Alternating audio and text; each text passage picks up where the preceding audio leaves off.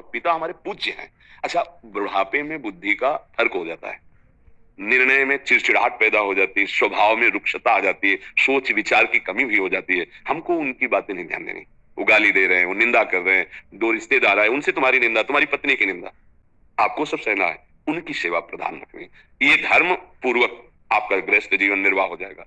अगर आप मां के पक्ष में होकर पत्नी को प्रताड़ित करते हैं बार बार ऐसा ऐसा, तो आप अपने धर्म का नाश कर रहे हैं, क्योंकि वो समर्पित है, ऐसा नहीं है। उसका भी हमें आदर करना है और वो पूज्य है, इसलिए हमको ऐसा भी आदर करना है। कहीं ऐसी परिस्थिति हो जाए कि दो में एक को चयन करना पड़ेगा कि हम मां को चयन करें या पत्नी को चयन करें, तो हमको चाहिए कि किसी भी स्थिति में पत्नी को अपना संग स्वीकार करके मां की सेवा करनी। त्याग दोनों का नहीं किया जा सकता। उसका पाणी ग्रहण किया है और वो परम कर्तव्य सामने है।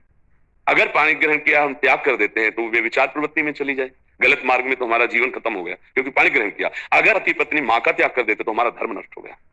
परम धर्म मां है, चाहे कोई कितना भी बड़ा तपस्वी योगी हो, मां के सामने किसी के लिए चलते। चैतन्य महाप्रभु ने कहा था कि शरीर की चमड़ी की अगर हम जूती बनाकर आपको मां पहनाएं तो भी मैं उरित नहीं हो सकता। मां तो मां है ना, कैसे हम ऐसा हो सकता है। अच्छा, पत्नी पाणी ग्रहण किया, चाहे जैसी परिस्थिति हो हमारा उसका साथ रहेगा, तो प्यार में एक बहुत बड़ी ताकत है। हम अगर प्यार से व्यवहार पत्नी से करें तो हमारे हृदय की बात समझेगी, हमारे धर्म की बात समझेगी। पर मां और पिता अगर ये वयोवृद्ध हैं, असमर्थ हैं, तो इनके त्याग करने की बात नहीं सोचनी चाहिए।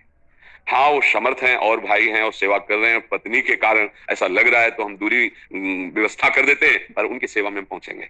आप यहाँ रहो, आपकी भी व्यवस्था होगी और हम उनको अर्थ और शरीर की सेवा के द्वारा उनको भी, और भाई हैं, हम सुखी करेंगे।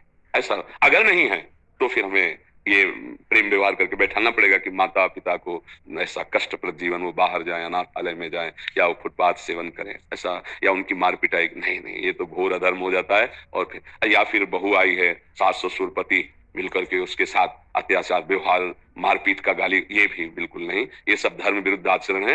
फिर तीनों की दुर्दशा होती है, माँ बाप और बेटा तीनों की दुर्दशा होगी, क्योंकि वो पाणी ग्रहण संस्कार धर्म पूर्वक तुम्हें स्वीकार। तुम्हारी बेटी घर में होती तो कैसा व्यवहार करते, बहू आई तो कैसा व्यवहार करती हो, सास ससुर को भी अपने कर्तव्य का। पर हम बूढ़े जनों के लिए छूट देते हैं, जो एकदम बूढ़े हो गए ना, वो हो कर्तव्य। अब हमको उनको भगवान की तरह सेवा करनी, तुम गाली दो तो भी, लेकिन अगर स्वस्थ हो तो तुम्हें विचार करना चाहिए कि बहू की जगह यदि बेटी होती तो कैसा हम व्यवहार करते हैं। तुम्हारी बेटी वहां व्यवहार ऐसा हो तो कैसा रहेगा।